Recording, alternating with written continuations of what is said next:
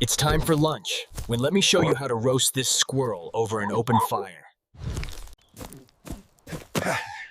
There's a lot of squirrels in the forest. You just gotta know how to catch and cook them.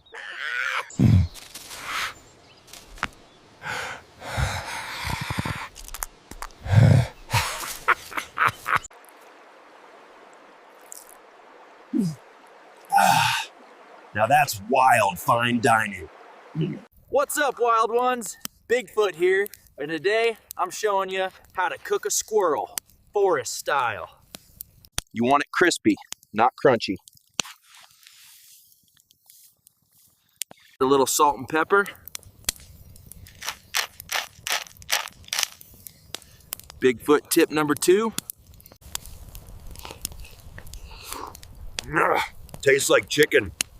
Wild chicken. See you next time, when we show you how to cook a deer.